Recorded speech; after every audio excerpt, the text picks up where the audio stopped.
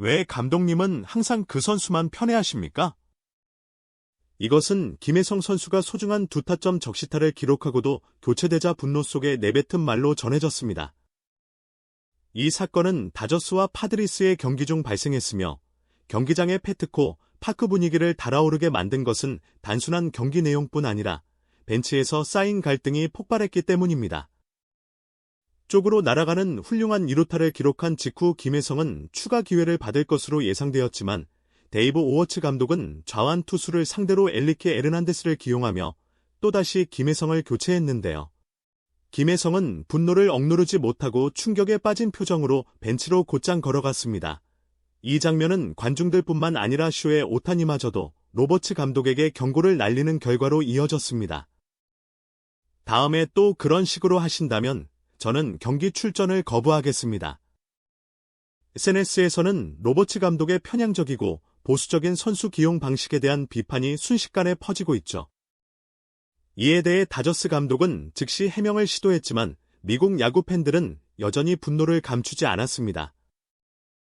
이번 사건의 구체적인 내용은 오늘 영상에서 자세히 설명해 드리겠습니다. 로스앤젤레스 다저스와 샌디에이고 파드리스의 경기는 원래는 단순한 실력 대결로 보였습니다. 하지만 경기 중 발생한 내부 사건으로 모든 것이 바뀌었습니다. 사건의 중심에는 선수 기용 방식에 대한 김혜성의 불만이 있었고 이는 데이브 로버츠 감독의 오랜 고질적 문제로 여겨졌는데요. 사건은 5회 중반에 일어났으며 김혜성은 우익수 방향으로 결정적인 2루타를 날리며 6대6 동점을 만드는 데 기여했습니다.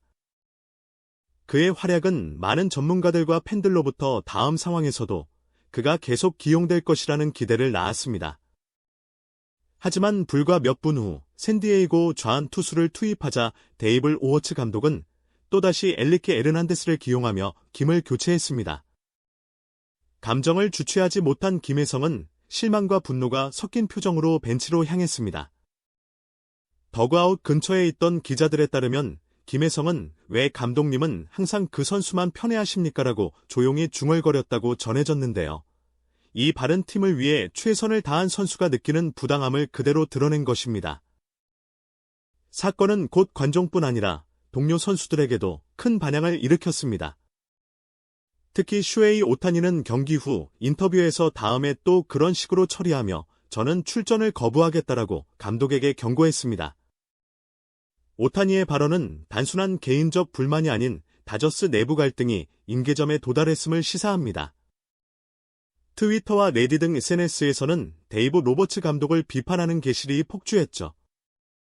많은 팬들이 감독이 특정 선수들, 특히 에르난데스를 편애하고 있다고 지적하며 전술 판단이 일관성 없다고 비판했습니다. 감독은 자신이 아끼는 선수 외에는 아무리 잘해도 믿지 않다라는 팬의 말은 그런 분위기를 대변합니다. 비판 여론이 거세기자 데이브 로버츠 감독은 경기 직후 긴급 기자회견을 열고 교체 이유를 설명했습니다. 그는 김혜성 선수를 교체한 이유는 무상 상황을 계속 모니터링하고 있었기 때문이다. 의료팀은 아직 완전히 회복되지 않았다고 판단했고 더 안전한 선택을 해야 했다라고 말했는데요. 하지만 그의 해명은 전문가들과 팬들에게 납득되지 않았습니다. 경기 내내 김혜성은 통증 없이 정상적으로 플레이했고 중요한 순간에 결정적인 타격을 기록했습니다.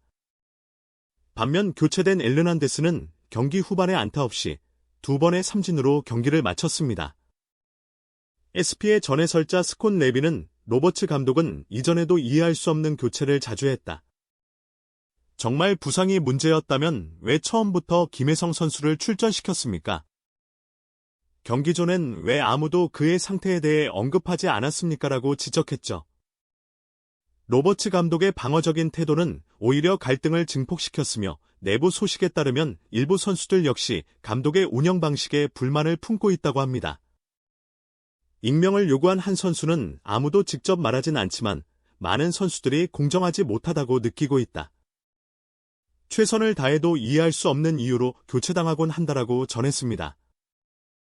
다저스가 2025년 MLB 시즌 우승을 목표로 하고 있는 지금 내부는 누구도 원치 않는 문제입니다.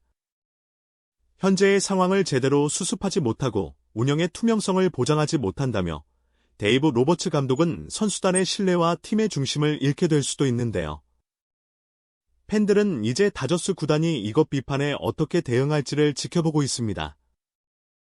이쯤 되면 단순한 고집이 아니라 아집이라고 볼 수 있습니다. 고집은 타당한 이유를 제시하여 공감을 이끌어낼 수 있는 반면 아집은 명확한 설명도 없이 끝까지 자신의 입장을 고수하는 태도를 말합니다. 데이브 로버츠의 다저스 감독이 바로 그런 모습을 보이고 있습니다. 로버츠 감독은 김혜성을 철저하게 플래톤 시스템 안에 묶어두고 있습니다. 상대 투수가 좌완일 경우 김혜성을 교체하고 있으며 이에 대한 납득할 만한 이유는 밝히지 않고 있죠. 11회도 같은 상황이 반복되었습니다. 김혜성은 직전 타석에서 좌완 투수 마스 유키를 상대로 동점 2루타를 기록했음에도 불구하고 다음 타석에서 다시 좌완 투수가 등판하자 우타자인 키케 에르난데스로 교체되었습니다. 그러나 에르난데스는 두 타석 모두 안타를 기록하지 못하고 물러났습니다.